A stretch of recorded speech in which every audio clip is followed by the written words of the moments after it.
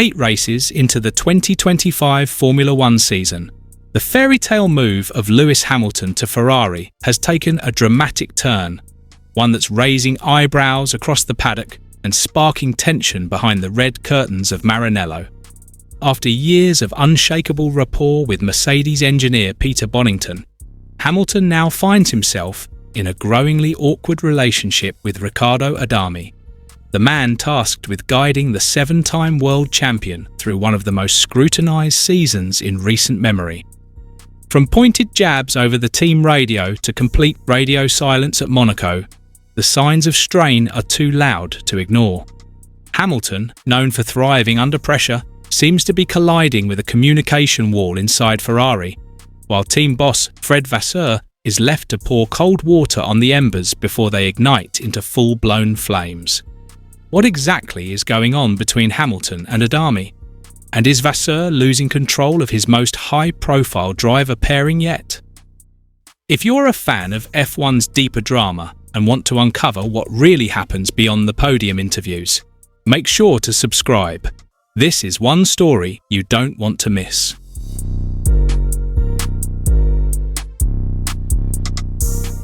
On paper, the partnership between Lewis Hamilton and Ferrari was destined to be iconic. The most successful driver in modern Formula One history, joining the most legendary team in motorsport lore. An irresistible story of legacy, redemption, and unfinished business. But just 8 races into the 2025 season, the honeymoon period seems to have ended, and the cracks are now surfacing for the world to see. While much of the attention has focused on the car's performance and Hamilton's adjustment to a new machinery philosophy, a different issue has quietly crept into the narrative: the increasingly awkward and strained relationship between Hamilton and his new race engineer, Riccardo Adami. Let's be clear, race engineer-driver relationships are among the most crucial in F1. They are the unseen co-pilots, the voices that translate chaos into calm, data into decisions, strategy into split-second instructions. When that bond is strong, it elevates a driver. When it's weak, it can derail an entire season. And Hamilton, for much of his career, has been the poster child of a perfect engineer partnership.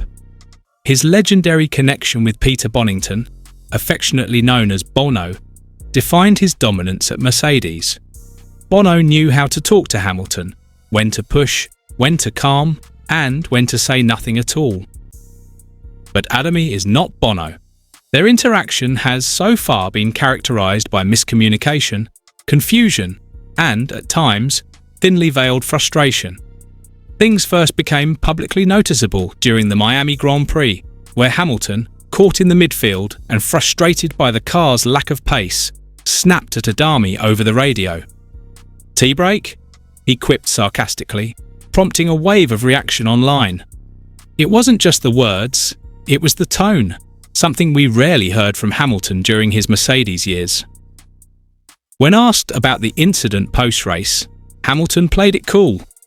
He said he's made similar remarks in the past, even to Bono.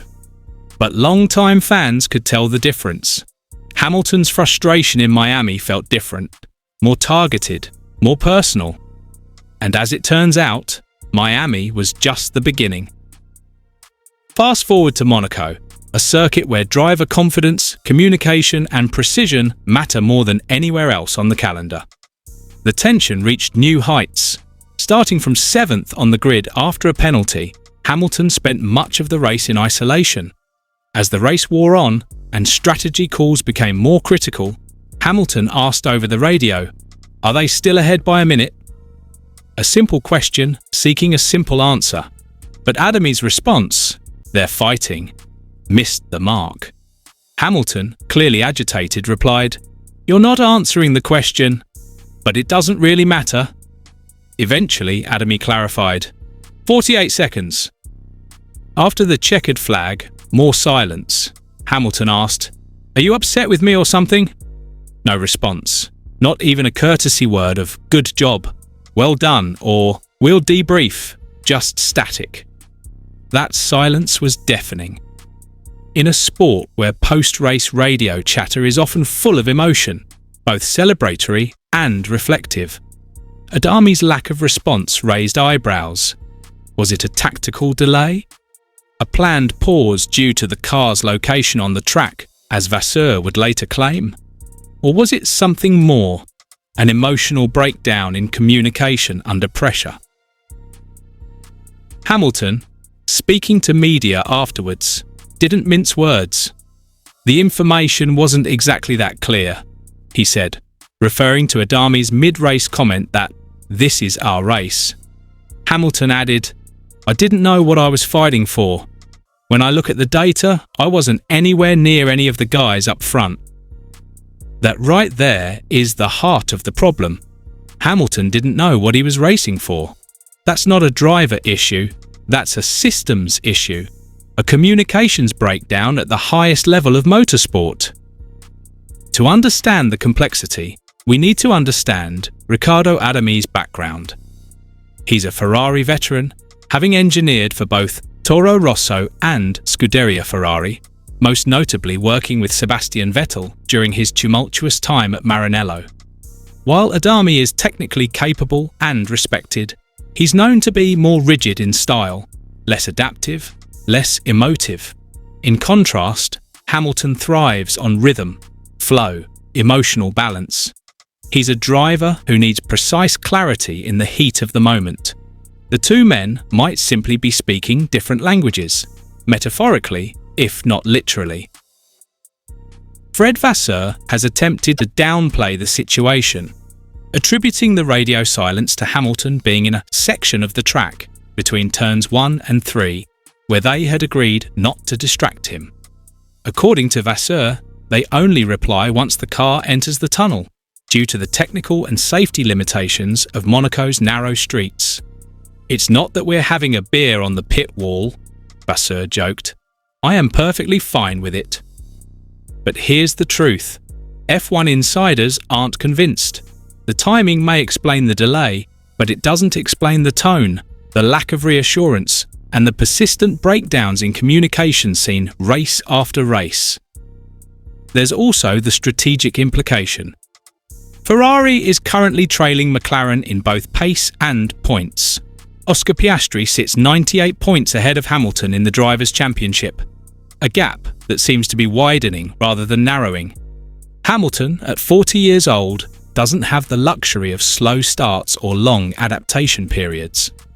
He came to Ferrari to win now, not to wait for culture adjustments or team restructuring. And then there's the bigger picture, internal team politics. Is Vasseur at risk of losing the dressing room? If Hamilton continues to feel unsupported or misunderstood, will he push for changes in engineering personnel? Or worse, will the tension spiral into a public confrontation that Ferrari can't contain? Let's not forget, this is the same team that struggled with internal dynamics during Vettel's final years. And now, history may be repeating itself, just with a bigger star and far more media scrutiny. Speculation is already swirling. Some in the paddock believe Hamilton might quietly request a change in race engineer by mid-season. Others suggest that Ferrari's senior leadership will have to step in to mediate and realign priorities. The team cannot afford to alienate its marquee signing, not while the Constructors' Championship is still in play, and not when Charles Leclerc is quietly racking up points and pushing for internal supremacy. Could this engineer-driver mismatch become Ferrari's Achilles heel in 2025? More intriguingly, what happens if Hamilton feels the same way he did in 2011 at McLaren? Fast car, good team, but completely out of sync with those around him. We all know how that ended. He walked away and built a dynasty at Mercedes. Is Ferrari slowly losing the trust of Lewis Hamilton? And can Vasseur fix the fractures before they become irreparable? Drop your thoughts in the comments, and don't forget to subscribe for more deep dives into the biggest F1 stories of the season.